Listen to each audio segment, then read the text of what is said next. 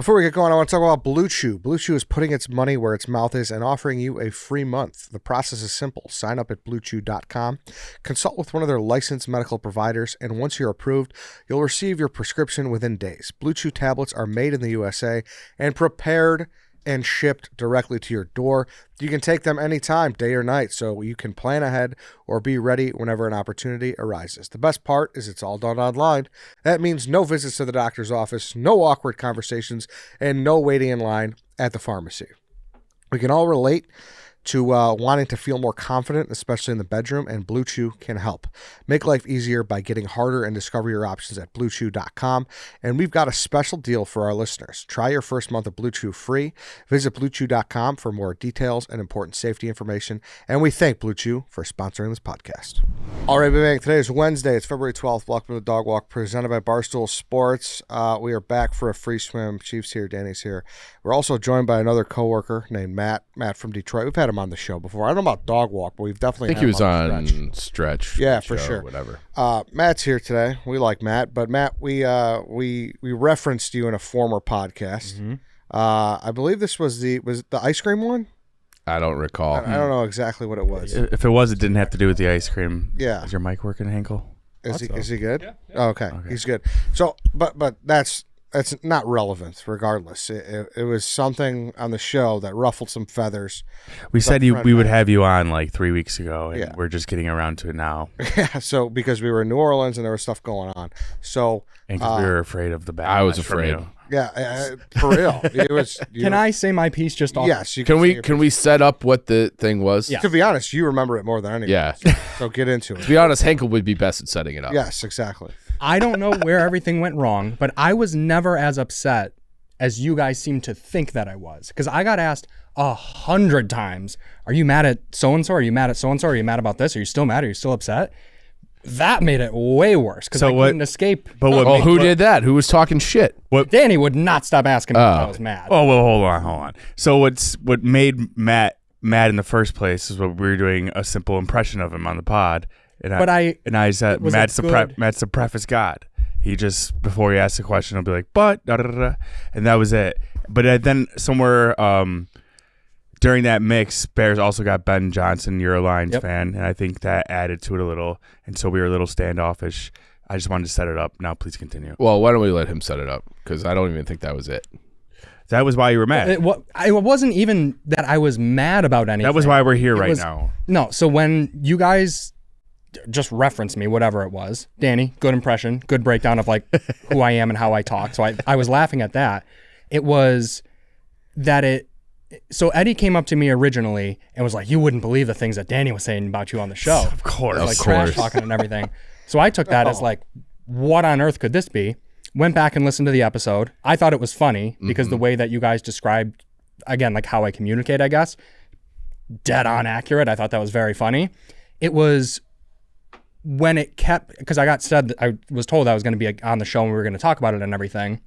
And then that never happened, which didn't necessarily bother me, but it did start to seem actually not even personal. That's just the best way to describe it. When it, like, I didn't get talked to about anything. So that's when it was like, you'll say something behind my back, but then not to my face, which that was a nothing to me. That was kind of, there was an aspect of that, but after like 24 hours, I was like, whatever. Okay. So we just kept not talking, which probably made it seem worse to you guys because it's not like I was starting conversations, not on purpose, just choice.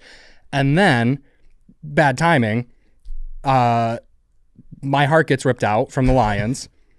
Monday, after the Saturday that I wanted to die, if I'm allowed to say that, Ben Johnson goes to the Bears. There's all turmoil in that. And that was on the day of the national championship. Correct. Right. So we were here streaming. It's still very fresh for me. I'm coming off like the worst sports weekend of my life. What happened that weekend?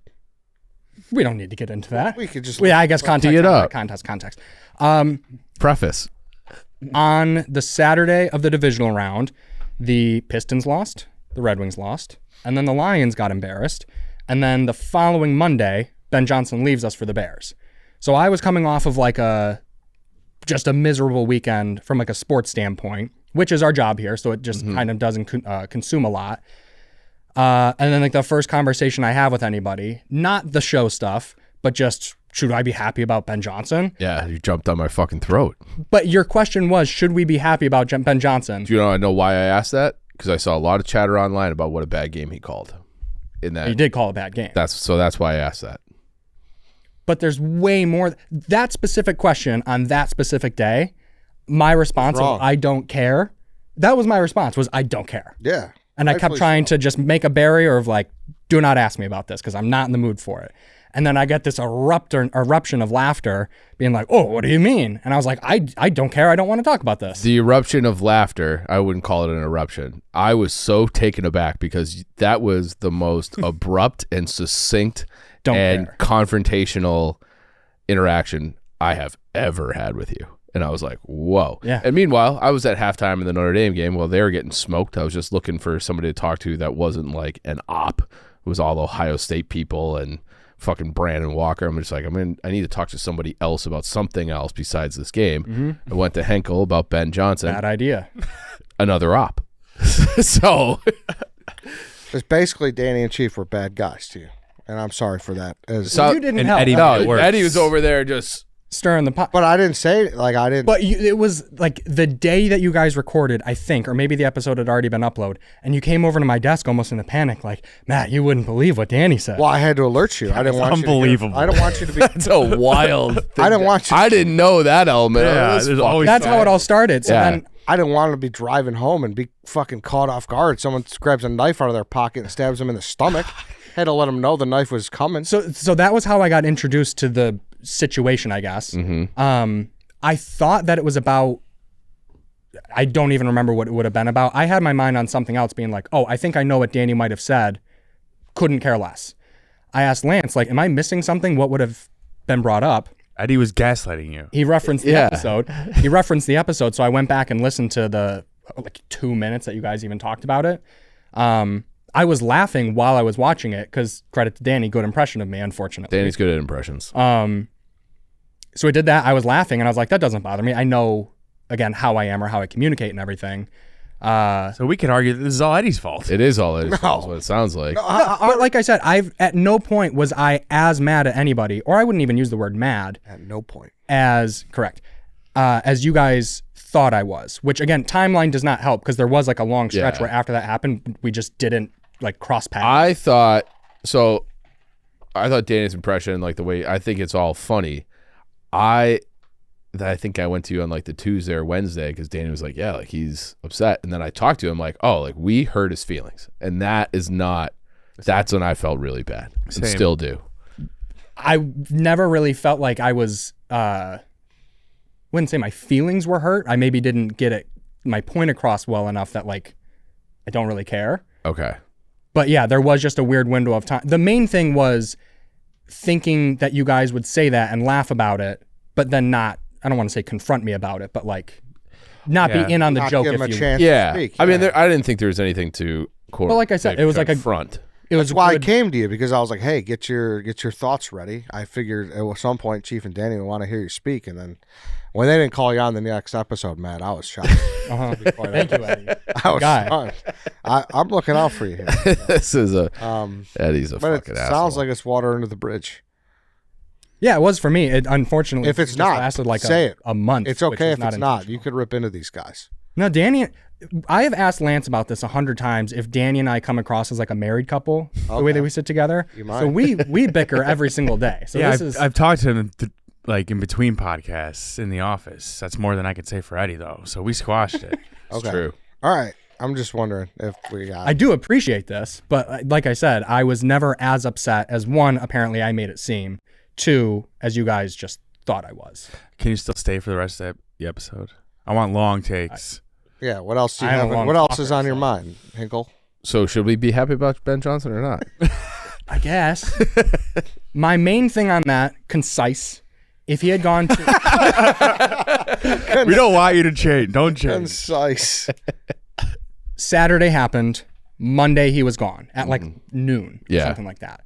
Way too fast. I understand that like the people who are thinking that he wasn't prepared for the line or for the playoff game, dumb. I don't buy into that at all. I don't doubt that there's like an iota of that, but it's not like this doesn't happen every single offseason in the NFL. So like especially this is the third year in a row for him going through this. So that was whatever. He had already accepted the job in his head. Yes.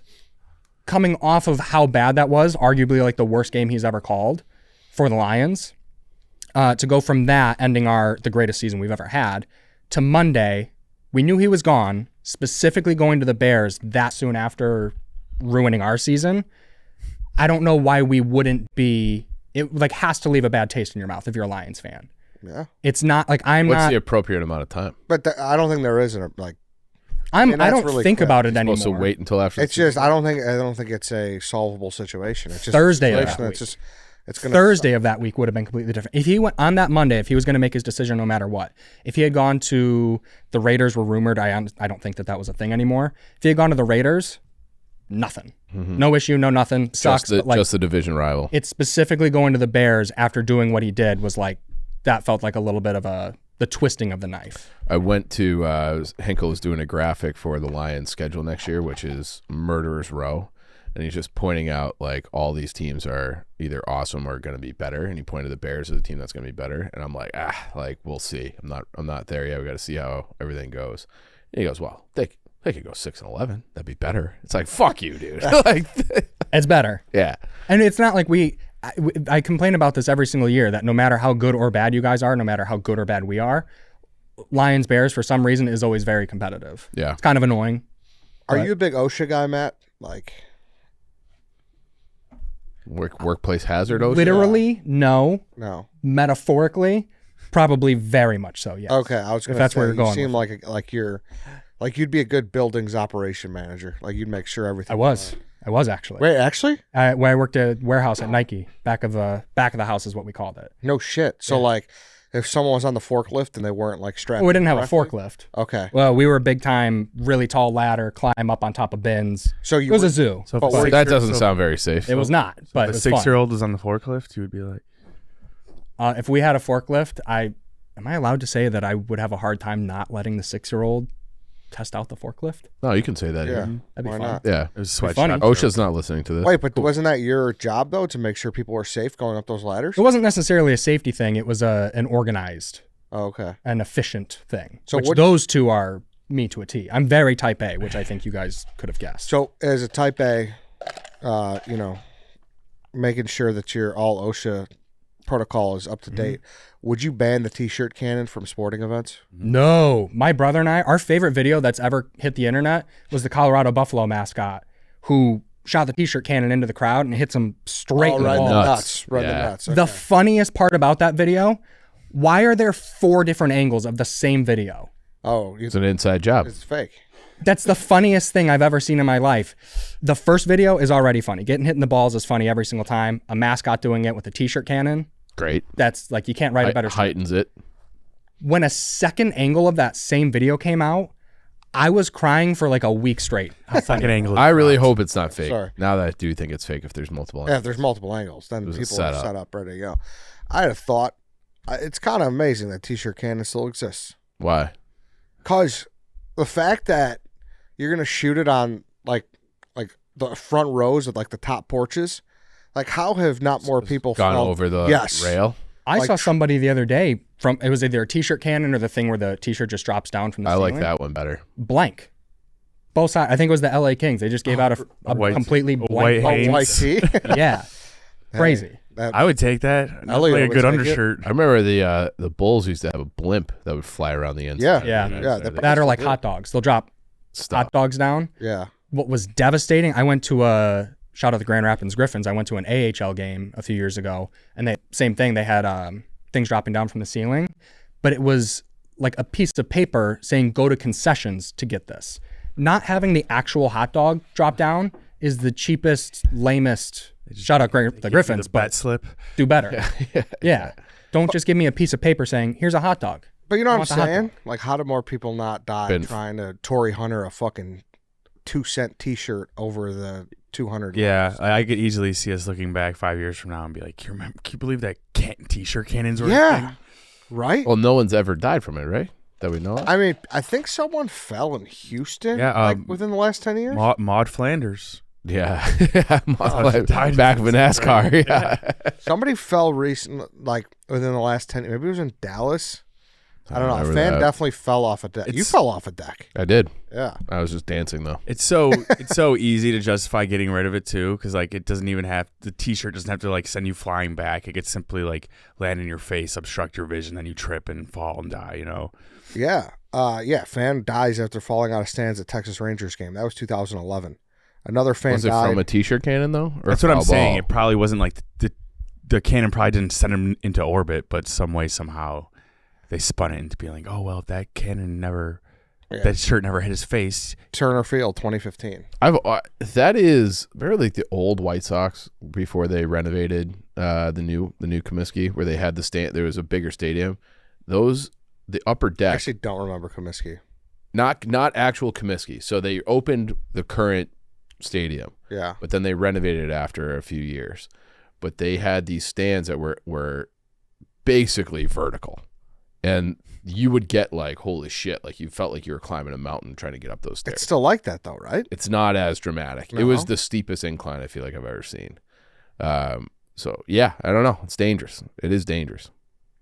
They have rules in England for soccer where they don't let you stand. Like and then they have certain areas that are safe standing, and every row has a railing in front of it because there was some incident a long time ago where fans were like out of control and they pushed forward, and like I think it was like 70 people got crushed to death behind like the weight of the other fans. Was that the whatchamacallit disaster? Hillsborough disaster or something that like was that. it? I'm almost positive that was I know they did a 30 for 30 on that. I never seen it, but Yeah. it was always on my list. But I was going to call them soft for doing that, and then you said what happened, and that's not soft. That's crazy. A lot of people died. That reminds me of was that like 2 or 3 years ago at the Commanders-Eagles game when they were standing on the rail and collapsed. I think it was at the vet. It was much longer ago than that. Dude. No, it was to Jalen Hurts. That was like 2 or 3 years ago, I think. Unless it's happened multiple times. I think it's which happened wouldn't multiple surprise times. me. Yeah. Dude, structural disasters are fucking crazy. 97 fatalities That's In the Hillsborough? in the Hillsborough disaster. It was a game between Liverpool and Nottingham Forest. I thought about that the other day. Structural disasters, like that's something we just take for granted. Like it kind of reminded me just with all the plane shit going on right now. How about remember? This is within the last 5 years, that apartment complex in Florida that just collapsed out of Miami. nowhere. Yeah, That UCF, that bridge, or was it South Florida? I don't know. there was a Florida International. probably it was. 20 years ago almost now. They had that bridge in Minnesota that collapsed too in Minneapolis. So yeah, it is. That the fucking escalators in Milwaukee. I feel like people don't appreciate how hard it is and how much work goes into just keeping everything running smooth all the time. Just even things like stoplights. Like somebody is working on the electrical to make that shit work, that you'd never even have to think about it. But that's like their job, is to just make sure everything works all the time. Yeah. It's like this construction on the 90. It is literally the bane of so many of our existences right now. Yeah. It's 2 years down, 1 year left, but it's like, yeah, we're doing this because the bridges are unsafe. It's like, all right, Fair. fine. I guess. Yeah, Fucking fine. fix it. Fine. Yeah. Makes sense. We got to make sure the bridges are stable. Yeah. Where do you guys stand on barbed wire? I don't know if I have a position on. Never Because stood on that I mean, I'm not, if I'm trying to, if I was trying to do a heist and I saw some barbed wire, I'd probably turn around. barbed wire is my quicksand. You know how when you grow up, you're like, oh, quicksand is going to be like a really big problem when I'm an adult. Yeah. You're scared I of feel it. like that was a meme. Yeah. Barbed wire to this day frightens me. I feel like if I was a robber though, Why though? like that wouldn't stop That's me so that scary. much. What? It would hurt. That's it. Like if I It would hurt. Imagine getting your nuts clipped on that. Yeah, but like imagine any scenario where you cannot escape barbed wire. Why wouldn't it stop you? I'm saying like if I was an escaped convict or whatever, and I just went through all this shit, I have like my whole life on the line. I'm not gonna let a little barbed wire stop me right there and then. I'm not gonna Throw a turn blanket back over around. it. That's what I would do. Well, that's what they say to do. But if you're a convict and you're coming from the inside out, you don't have a blanket to do I that. think like my goal would be, I know I'm gonna get scratched up. Let's just make sure it's not the nuts or the face, and just do a little somersault over it. But in my head, it's not getting scratched up. It's like if I jump over this, You're I'm going to stuck in get caught on Bled it. to death. Yeah.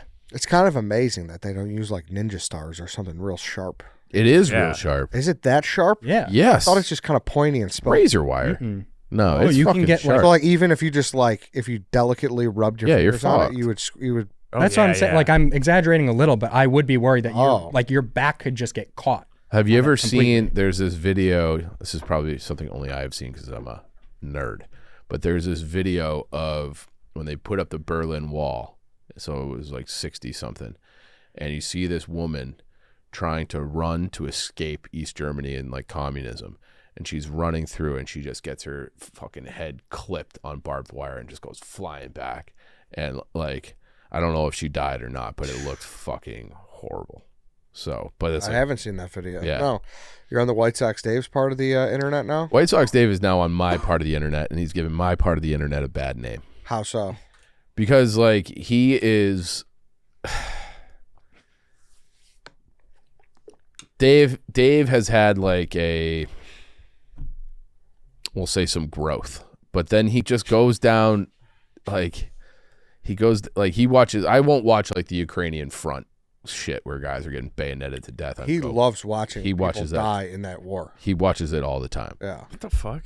You didn't know this? But He does. that's the thing. They call me a fucking weirdo. But you're weirdo. You're a weirdo too. You're watching fucking Ring. I don't watch that. I think you're both weird. You watch ring cams of just random shit to be scared. Yeah, I think that's more normal than watching people. No, die I would in war. actually Team Eddie on this. Yeah, I No, think I am no. Dave is just at his computer in the middle of the day watching people die. Yes, dude. Crazy. Yes. No. And he's opting in. Sometimes he's doing He a sees the crossword title. Yeah. puzzle. Sometimes he does. Yeah. Yeah. Sometimes he does a crossword puzzle. Other times he's watching. But it's one thing to scroll and come across someone dying, but Dave is like typing in. Going out Dave's on to find it. like Live Leak or whatever that was back in the day Yeah, when they'd have people sometimes, beheaded by ISIS. Sometimes watching Molly in the comfy couch. His Yeah. brain is But I don't stimulated. think, while I don't want to watch that, I don't necessarily, I think it is important to know what's going on. Like it gives you, because I think so many people are like, whatever, it's fucking Ukraine. But it's like, no, there's like hundreds of thousands of people. You could read the dying. paper. I don't think you got to see the security footage of them. No, dying. it doesn't hit. A number on a page does not hit the same way as seeing it. You just being like, let me log into this person's ring cam to see creeps walking up. Why? That's useful. How is that more I might useful? also be off your team. Are you doing that? You're logging into like other people's. No, it's like YouTube compilations Yeah, of this ring guy's cam. trying to say. Yeah, okay, that's a big difference. Okay, back on Team Eddie. No, That's yeah. Why are crazy. you on Team Eddie? Coming for that? from the guy who just blogged and fucking had a decently, I wouldn't say viral, but like a good page view number blog on a robbery scam, you're gonna say that to me? I'm helping people be aware of tactics that are out Written there. That's word. the same thing Written I'm word, trying to which do with was the Danny's rings. point. How are you trying to do that with the ring? Because there are robbery scams on rings that they're able to suspect. Are you putting PSA? But I didn't go looking for that. That person approached me, and then I'm like, "Hey, this happened to me. I don't want somebody to fall for this. So this is what's going on." That's different than being like, "I'm scouring the internet for looking for creeps on ring cams, and then just keeping it to yourself." I'm not looking for creeps to be. Yes, you are. You're not just looking for puppies. We know that running across the yard at cute moments caught on ring cam. You're looking for the creeps. He's looking for Jehovah's Witnesses, Girl Scout cookies. Yeah, shit like going that. door to door. You're looking for Girl Scout cookie ring cam videos. If there's a scam going on, sure. I don't think there's no. You think no one scammed Girl Scouts of America? I don't know enough about that, but I know enough about you to know that that's not what you're looking for. You're looking at the black and white. Who is some creepy person coming up to the door? That's what you're looking for. I think there's just a time and a place for watching murder videos, and it's not at the office. I'm not totally against murder videos. Like Clearly, because like you said, you do kind of have to have like a visceral reaction at some point. Like for instance, not to get too dark. We all saw the footage, obviously, of what happened in New Orleans on the New Year's Eve attack. Mm-hmm. I think Danny could say as well, to be there, our hotel was literally right outside. There's a whole, little memoriam for everyone who died, unfortunately. And to see it in person definitely hits a lot. Totally. More to be like, holy fuck, this is crazy and so sad. So I'm with you on that. But, I mean, I don't think White Sox Dave has to be, watching it like it's fucking... And he's not watching it for that reason. He's not like, I need a better understanding of what's going on out there. He's already seen 20-plus videos. He gets it. He just likes watching people die. That's like his daytime Call of Duty. Yeah, And then his at Price nighttime is he plays Right. the game. All right, that was a good point by Danny. But I don't know. I do think that knowing what's going on, I don't want to make this whole thing about like public policy about the war in Ukraine, but like that shit needs to stop. Like they need to have some kind of resolution. And I think if you just turn a blind eye to everything that's going on in the world at all times, and it's not in your face, and you'll just like ignore it. It's like your head is in the sand.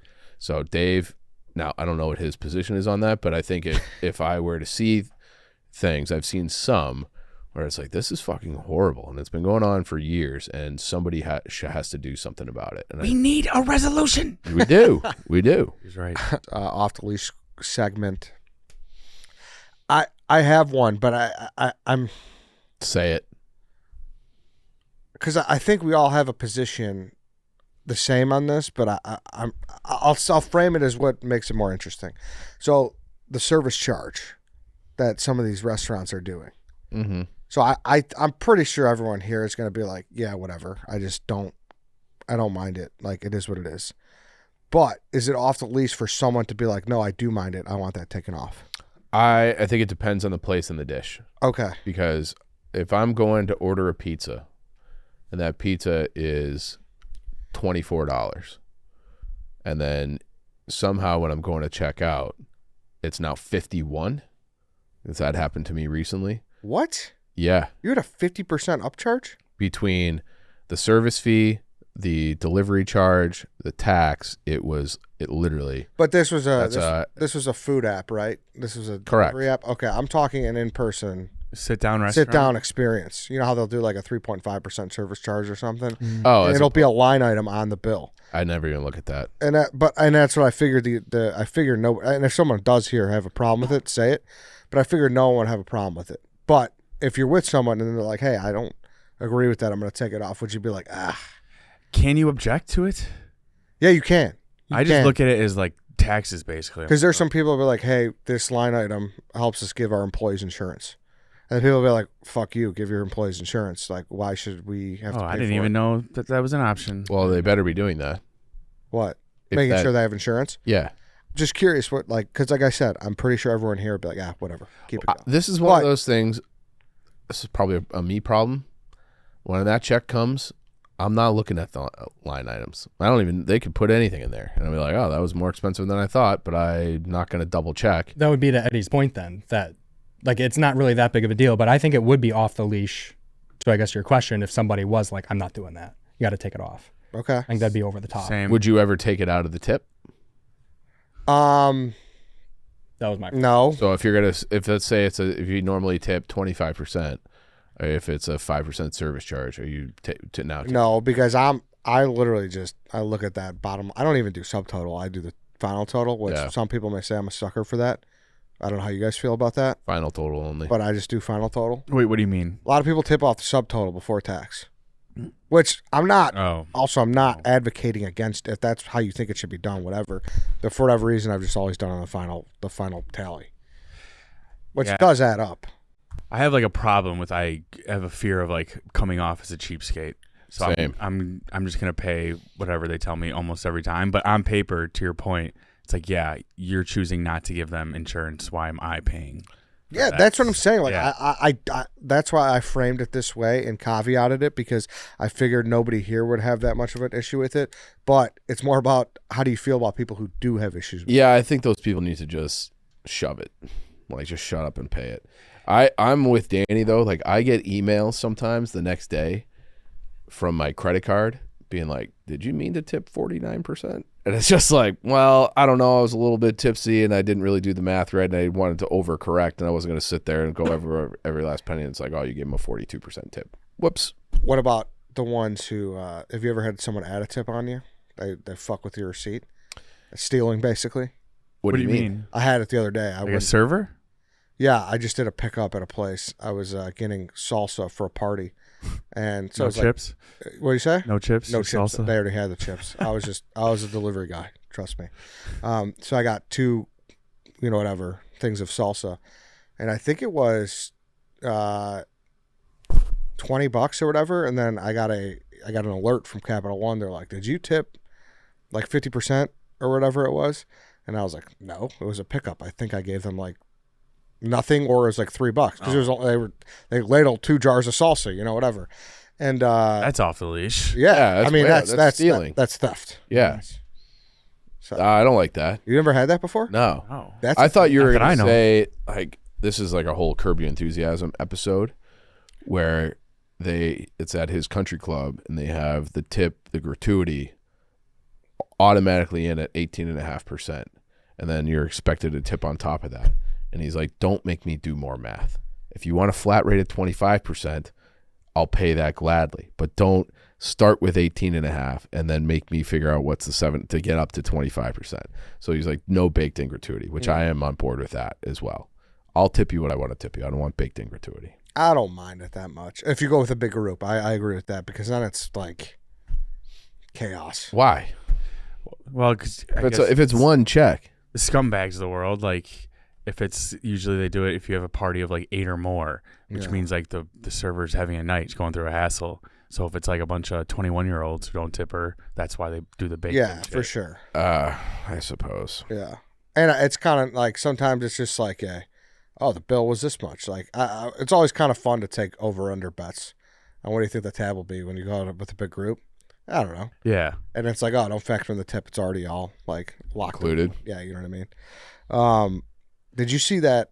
I don't know if this is a thing yet, but how do you feel about restaurants' reservations being like bidded on?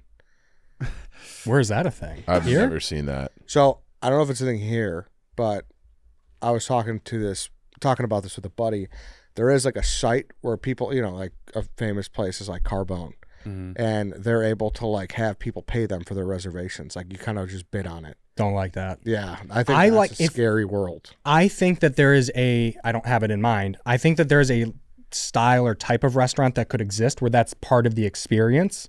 Like, I don't remember the name of it, but there's a restaurant where kind of the point of going is that the waiter, servers, everybody's mean to you. Ed right? DeBevick's was that back in the day. That's still back. play? It's back? It's in a different location. Okay. But So you can have that type of experience. Maybe that's the type of place where it's like your reservation can get pulled because somebody just paid more than you.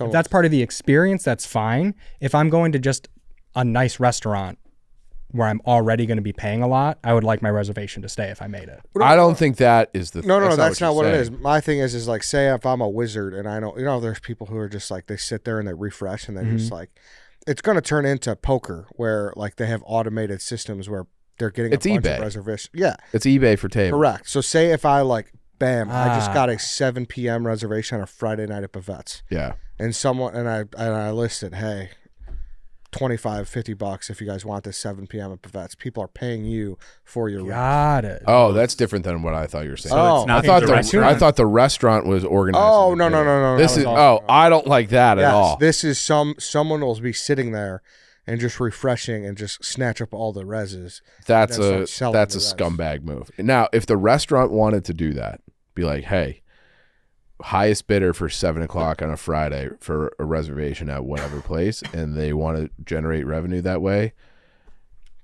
that's their prerogative.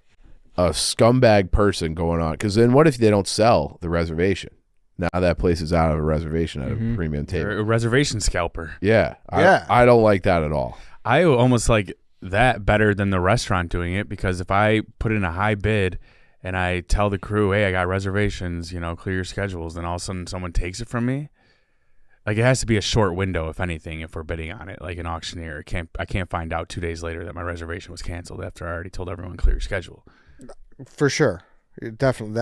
I think that's like totally off the table. Someone just yanks your reservation that you think you have. Yeah, that can't, but it has to be like, hey, we have a 15-minute window where we're holding the auction. And like, when the 15-minute window expires, whoever is the highest bidder, they have the reservation. I think I'm okay with that. Also, there should be a cap, like, because here not higher than $50. Well, you can't do that, because then the one person just have a flat fee if you want to have an auction. I like the idea of auctions, but I would look at it as like this restaurant. I want to get into Armitage Jailhouse, and I will pay for a reservation to be in there. That's what the argument is. I know, but like, if the restaurant wants to open that up and give me a chance, otherwise I'm like, I don't know what I'm doing in fucking June. You'll get crushed every time. I don't know that. I might get desperate. I might find a 6 o'clock or a 9 o'clock that I can actually do and pay for. That's not a crazy bid. I was looking at Armitage Jailhouse the other day. They are booked solid indefinitely. I want to go there. I would pay for a reservation to go there. I would be involved in it. So you're advocating for the service. If it's done by the restaurant. I don't want to have some fucking schmo at home sitting there blocking up every reservation and then manipulating, making me pay them whatever. Because you know what I'm saying? That turned into online poker where people would be playing on like fucking 6 different screens, and just the algorithm would be able to tell them like what to fold, what to play. That it became a way. I remember I heard someone talk about it on a podcast. It wasn't poker anymore. Cracking it was aces. Just I don't know. Maybe I'm sure they've talked about it in there. Yeah. It just became a way where they just hacked the way it was done. Yeah, you're waiting in line for Taylor Swift tickets. Yeah.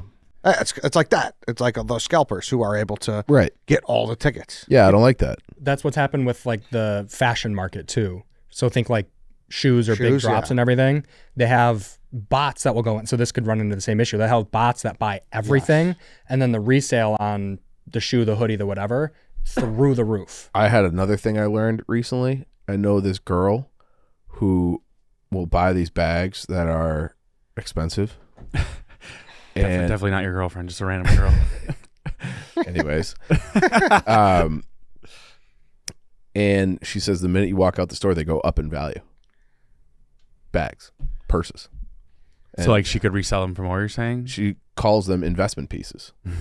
Yeah, that's like Rolexes. Yeah, where it's like they have a limited number that they produce in this particular style.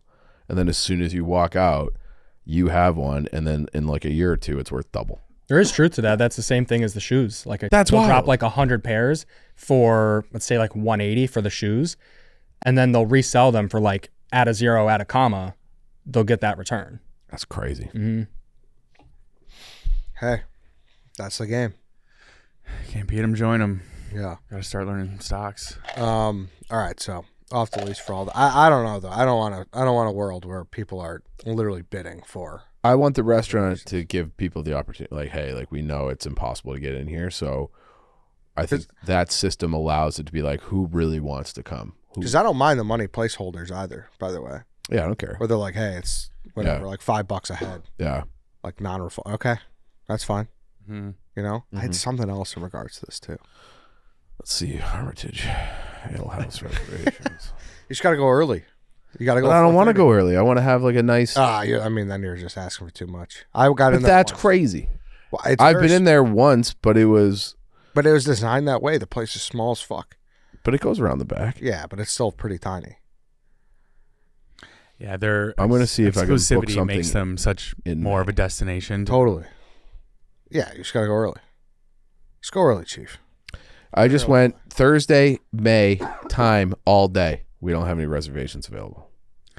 That's fucking crazy. What if you went to like next January? Is it just a glitch? They only do it. I think Hog Salt's like 21 days out. We're 21 days out from May.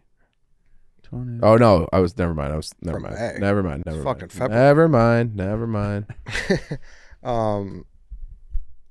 I had something else too. I'm blanking about that. Yeah. Can't help you. Henkel, hack into my brain. Can't, won't. All you'll see is fucking ring cams. Yeah, ring cam footage. Nothing wrong with ring cam footage, Henkel. No, nothing wrong with ring cam footage. See? I like seeing people slip down the stairs. Yeah, funny. see? Just find that on TikTok. He's doing it a little bit differently. All right, so this is fucking dumb. What? I went out 21 days. Well, because it's not like 9 a.m. when they open it up. You got to be faster. You got to dude, people. I got to dedicate my life. Got to set an alarm to get a reservation. Yeah, people have that shit down to a science. You're in the month of February, brother. Valentine's Day. They're probably. I'm looking in March. I honestly don't even think this would be different with not bartering. Yeah, me neither. That not system. A place like this. Like now, you're just going to be out extra money to not go. I think it would. I think some people would be disincentivized. Disincentivized from being like, I'm not paying for that. To a degree. So I think there'd be less competition. The next person up, it's still going to be pretty competitive. And then, like I said, you're still out extra money. But when I'm going out to a place like that, it's worth it. I am like, I'm out money. You know, so that could be the same mentality of everybody else. I know, but like, I guess I'm not worried about that. So I'm trying to remove people from the pool who would be like out of principle. I'm not paying for that extra. Yeah, but I think it's hard to be out money before you even fucking had anything. Because this doesn't get put back into your bill. I understand. Like this, but it's like the pleasure of sitting at the table. Sure, I guess it's the pleasure of getting to the game. Correct. Right. Like you don't know how the game's going to go. You don't get the hot dog. Imagine if you're a Chiefs fan who was going to see, you paid $8,000 or whatever for tickets, and then you knew within 5 minutes that you're getting your doors blown up. But then they would say there's entertainment you're paying for. Yeah, I go, thanks for Kendrick Lamar. No, not that. Like the game. You're paying for that Cubs game. A minor. To see. Yeah, that it's almost like going. I might be way off base on this whole thing. I got to flush this thought out. Yeah, I don't think you're right. I think it would be a fucked up world if we were paying $100 just to get a table. I do agree with the angle. Like it has to go through the restaurant. It can't be I have the reservation, Right. because I could also I don't want knock you to it be- back to you. Right. I don't want you to be a scalper. What about this, though? I've only done this move a couple times in my life where you walk up their place and they're like, hey, the wait's 45 minutes. And you're like, you slip them some money. And you're like, you sure? Isn't that effectively kind of the same thing, but at this scale? 44 minutes. No. Yeah. No, because that's going to that guy. Like, I feel better about that because that guy is the one who's taking it over. Like, I don't know where that money's going. Like, that's just going to the top, Yeah, probably. right? Yeah. I feel better Well, about the service workers getting A it. bouncer, no, it's going right in his pocket. Yeah, which is fine. The bouncers probably get screwed more than anyone. Yeah. I mean, for it to work for this, it would be like if you're looking on Armitage's website, everyone puts like 100 on a reservation, and then you're like, you know what, I'm willing to pay 150. Yeah. I don't know if you just go off the bat and like bid on something that no one's taken yet. You know, that's why I said there kind of has to be like a cap. I don't know. But then it's not really an auction. Then, I like auctions. I think auctions are exciting. I want to be in a room. I don't think be you want like, auctions for reservations. That's just going to make everything way more expensive. I'd like to try it once. In this case, where it's like the only option is an auction because this place is booked for the next year, then I would get it. But no, I don't want to. This is why I'm glad we know Joe Flam and a couple other people, because it's like Armando. Armando. It's like, hey, I need a reservation. And be like, But every place does, most places I should say, save some tables for like walk-ups, calls, and like day of. From what I understand. It's just a risky game. yeah. Would you prefer it to go back to that where you just show up to places?